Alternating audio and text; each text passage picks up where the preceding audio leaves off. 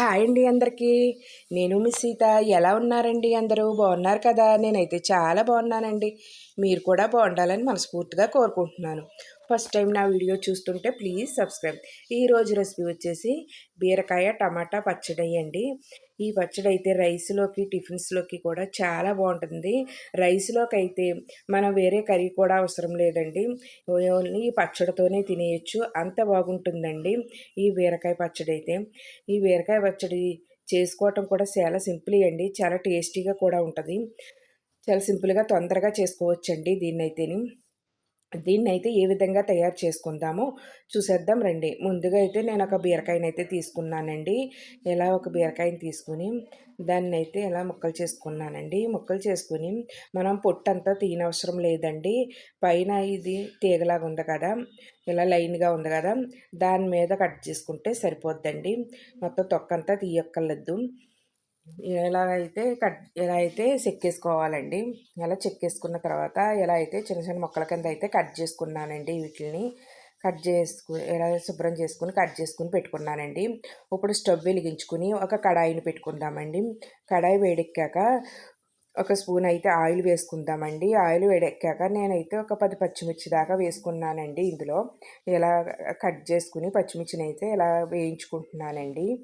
ఈ పచ్చిమిర్చి వేయించేసుకున్నాక ఇందులోనే ఒక 2 టేబుల్ స్పూన్లు అయితే వేరుశనగ గుళ్ళు, ఒక టేబుల్ స్పూన్ అయితే పచ్చెనగపప్పు వేసుకున్నానండి. వేసుకుని అవి కూడా బాగా వేయించేసుకుంటున్నాను. కొంచెం దోరగా వేయించుకుందామండి. ఇలా వేయించేసుకున్న తర్వాత వీటిని ఒక ప్లేట్లోకి తీసేసుకుని పక్కన పెట్టేసుకుందామండి. ఇప్పుడు అదే కడాయిలో మనం బీరకాయ ముక్కలను కట్ చేసుకున్నాం కదా, ఆ బీరకాయ ముక్కలను కూడా వేసేసుకుందామండి. అలాగే ఒక 2 టమాటాలను ఇలా చిన్న ముక్కల కింద అయితే కట్ చేసుకున్నాను, అవి కూడా వేసేసుకుందామండి. రుచికి తగ్గ సాల్టు, చిటికెడు పసుపు కూడా వేసేసుకున్నానండి. ఒక నిమ్మకాయ సైజు అంత, మీడియం సైజు నిమ్మకాయ సైజు అంత చింతపండుని అయితే వేసుకుంటున్నానండి. అది కూడా వేసేసుకుని బాగా కలిపేసుకోవాలండి. బీరకాయలో వాటర్ శాతం ఎక్కువగా ఉండటం వల్ల ఇలా మూత పెట్టి మగ్గించుకోవటం వల్ల వాటర్ అంతా బయటకు వచ్చేస్తుందండి. చూసారు కదండి, ఈ విధంగా అయితే వాటర్ అంతా బయటకు వచ్చేస్తుందండి. దీన్నైతే బాగా కలిపేసుకుని ఒకసారి మూత తీసుకుని బాగా కలిపేసుకుని అందులోనే కొంచెం కొత్తిమీర వేసుకుని బాగా కలిపేసుకుని మూత పెట్టేసుకుందామండి. మొత్తం అంతా ఆ వాటర్ అంతా ఇంకిపోవాలండి. ఇంకిపోయి ఆయిల్ పైకి వచ్చేదాకా వేయించుకోవాలండి. ఇలా చూసారు కదండి, ఆయిల్ అంతా పైకి వచ్చేసింది కదా. ఇప్పుడైతే ఇందులో అయితే బాగా కలిపేసుకుని ఇదైతే స్టవ్ కట్టేసుకుని పక్కన పెట్టేసుకుందామండి. చల్లారిన తర్వాత ఒక మిక్సీ జార్ తీసుకుని ఆ మిక్సీ జార్లో ముందుగా వేయించి పెట్టుకున్న పచ్చిమిర్చి, పల్లీలు, శనగపప్పుని వేసేసుకుందామండి. వేసేసుకుని కోర్సుగా గ్రైండ్ వేసుకుందామండి. ఇందులోనే ఒక 10 ఎల్లుల్లి రబ్బలు, అలాగే ఒక స్పూన్ జీలకర్ర కూడా వేసుకుందామండి. వేసేసుకొని మూత పెట్టేసి కోర్స్గా గ్రైండ్ చేసుకుందామండి.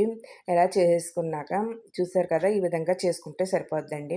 ఇప్పుడు వేయించి పెట్టుకున్న బీరకాయ ముక్కలు, టమాటా ముక్కలు ఇవి కూడా మనం చల్లారిపోయినాయి కదండి, ఇవి కూడా మిక్సీ జార్లో వేసేసుకుని ఇలా మిక్సీలో అయితే ఇలా అయితే మూత పెట్టేసుకుందామండి. మూత పెట్టేసుకుని మిక్సీ జార్లో మెత్తగా కాకుండా ఒక పలస ఇచ్చుకుంటూ ఆడుకుంటే మనకి బరకగా వస్తుందండి. మెత్తగా అయితే ఆడేసుకోకూడదండి. ఈ విధంగా అయితే ఆడుకుంటే సరిపోద్దండి. కొంచెం బరకగా ఆడుకోవాలండి. ఇలా ఆడేసుకుని పక్కన పెట్టేసుకుందామండి. ఇప్పుడు స్టవ్ వెలిగించుకుని కడాయి పెట్టుకుని ఒక 2 స్పూన్ల ఆయిల్ వేసుకుంటున్నానండి. అలాగే 1/2 టీ స్పూన్ శనగపప్పు, 1/2 టీ స్పూన్ మినప్పప్పు, 1/2 టీ స్పూన్ ఆవాలు, 1/2 టీ స్పూన్ జీలకర్ర, అలాగే బాగా వేయించేసుకుందామండి.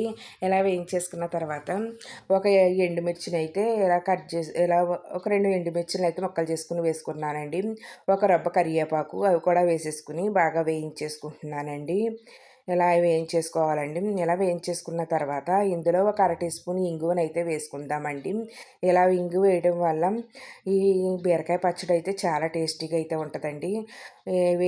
ఇంగువ కూడా వేసుకుని బాగా ఒకసారి కలిపేసుకుని ఇప్పుడు మనం బీరకాయ ఈ ముక్కల్ని మిక్సీలో పట్టించాం కదా, దాన్ని కూడా ఆ పేస్ట్ని కూడా ఇందులో వేసేసుకుని బాగా కలిపేసుకుందామండి. ఇలా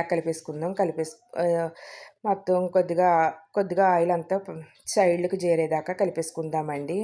ఉడికించేసుకుందాం. ఇలా ఈ విధంగా ఉడికించేసుకుందామండి. ఎంతో టేస్టీగా ఉండే బీరకాయ పచ్చడి అయితే రెడీ అయిపోయిందండి. ఇప్పుడైతే ఒక బౌల్‌లోకి అయితే తీసేసుకుందామండి. ఈ విధంగా బౌల్‌లోకి తీసేసుకుందామండి. ఎంతో టేస్టీగా ఉండే బీరకాయ పచ్చడి అయితే రెడీ అయిందండి. ఇది రైస్‌లోకి చాలా బావుంటదండి. మనకి ఈ పచ్చడి ఉంటే మనకు కర్రీ కూడా అవసరం లేదండి. దీంతోనే తినేస్తామండి. అంత బాగుంటుంది. అంత బాగుంటుందండి.